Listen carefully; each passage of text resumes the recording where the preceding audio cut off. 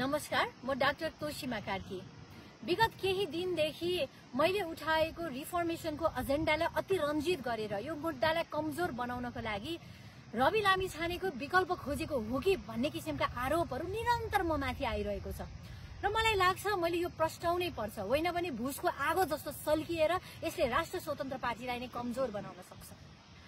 Gen Z क्रान्तिले उठाएको भ्रष्टाचार विरुद्धको मुद्दा र सुशासनको मुद्दालाई स्थापित गर्नको लागि स्वयं राष्ट्र स्वतन्त्र पार्टी पनि यथास्थितिवादमा शिथिल भएर चलिरहने छुट छैन।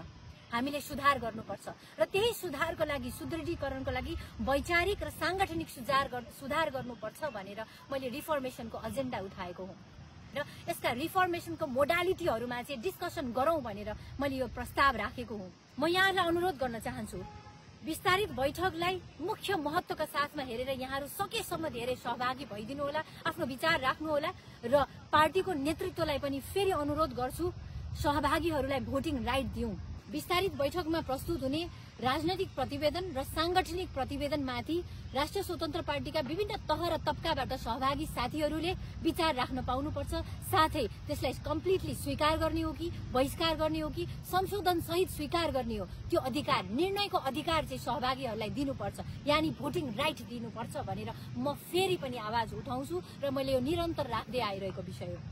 देश तथा विदेशमा रहनुभएका राष्ट्र स्वतन्त्र पार्टीका सम्पूर्ण सदस्यज्यूहरू र साथै सम्पूर्ण शुभचिन्तकहरूलाई म अनुरोध गर्न चाहन्छु, म तोशिमा कार्कीले आफ्नो पेशा छोडेर, आफ्नो भविष्य छोडेर राजनीति गर्छु भनेर राष्ट्र स्वतन्त्र पार्टीलाई अपनाएर आएको हुँ र विगत 3 वर्षदेखि राष्ट्र स्वतन्त्र पार्टीलाई हुर्काउन, बढाउन, जनता समक्ष पुर्याउनको लागि म देशभरि घुमेको छु। देशभन्दा बाहिर पनि संगठन विस्तारमा लागेको छु। विभिन्न माध्यमहरूबाट अफवाह फैलाउने, षड्यन्त्र गर्ने, पार्टीलाई नै कमजोर हुने गरिकन हामी माथि निरन्तर प्रहार भइरहेको छ। कृपया ती मिथ्या आरोपहरूमा नअल्मलिदिनु होला।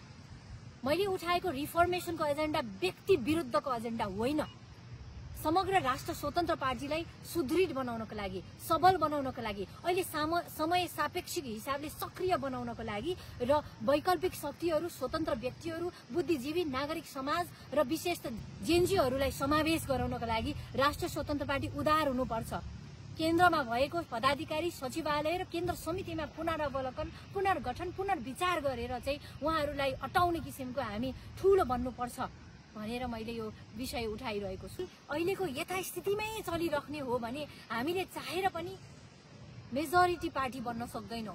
त्यसैले वैकल्पिक शक्तिहरूलाई मूलधारको राजनीति गर्न आउनको लागि राष्ट्र स्वतन्त्र पार्टी ठूलो हृदय लिएर, ठूलो प्लेटफर्म, एउटा साझा प्लेटफर्मको रूपमा उदाउन सक्छ।